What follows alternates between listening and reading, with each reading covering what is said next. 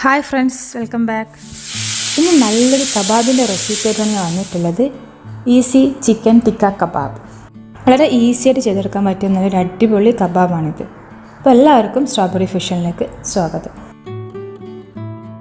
ഞാനിവിടെ 500 gram boneless chicken എടുത്തിട്ടുണ്ട്. ഇത് ഏകദേശം ഒരു 1.5 ഇഞ്ച് കനത്തിൽ കട്ട് ചെയ്ത് വെച്ചിട്ടുണ്ട്.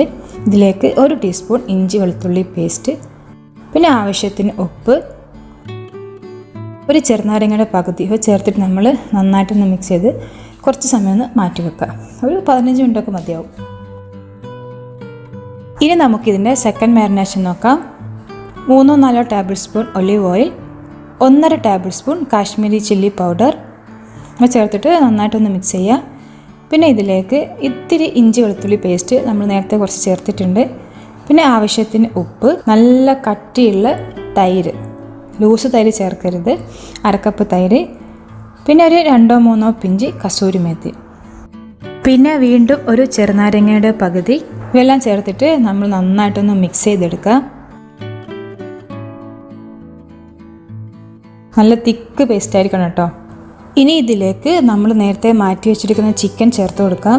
ചിക്കൻ ചേർത്ത് കൊടുക്കുമ്പോൾ അതിലെ വെള്ളമൊക്കെ നന്നായിട്ടൊന്ന് കൈവച്ച് പിഴിഞ്ഞ് ചേർത്ത് കൊടുക്കുക, അല്ലെങ്കിൽ നമ്മൾ ഈ മാരിനേഷന് ലൂസായി പോകും. മാരിനേഷൻ ഇങ്ങനെ ഒരുപാട് ലൂസായി പോകാൻ പാടില്ല, അതൊന്ന് ശ്രദ്ധിക്കുക. ഇത് നമുക്കൊരു 15 മിനിറ്റ് മാറ്റി വെക്കാം. ഇനി നമുക്ക് ഈ പീസസിനെ നമുക്കൊരു സ്ക്വയർസിൽ അറേഞ്ച് ചെയ്യാം.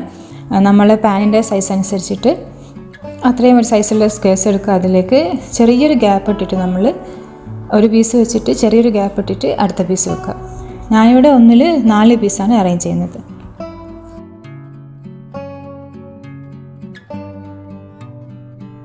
ഇവിടെ ഞാൻ ടിക്ക ഉണ്ടാക്കുന്നത് ഗ്രിൽ പാനിലാണ്.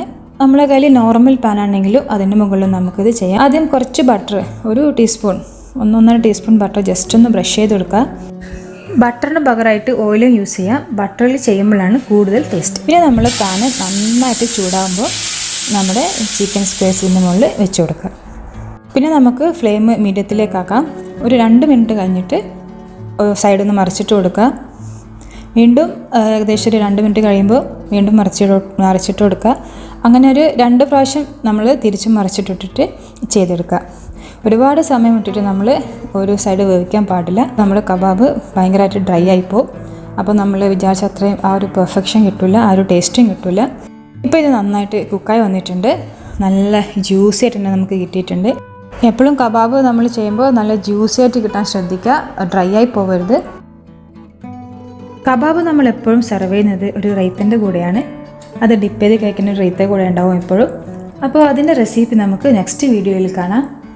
ഇതേപോലെ ഈ റെസിപ്പി ട്രൈ ചെയ്യാത്തവരൊന്ന് ട്രൈ ചെയ്ത് നോക്കിയിട്ട് അഭിപ്രായങ്ങളൊക്കെ പറയുക. ഇഷ്ടമായി ലൈക്ക് ചെയ്യുക, അതേപോലെ ഫാമിലി ഫ്രണ്ട്സൊക്കെ ആയിട്ടൊന്ന് ഷെയർ ചെയ്യുക. കൂടെ ഈ ചാനൽ സബ്സ്ക്രൈബും കൂടെ ചെയ്യുക. താങ്ക്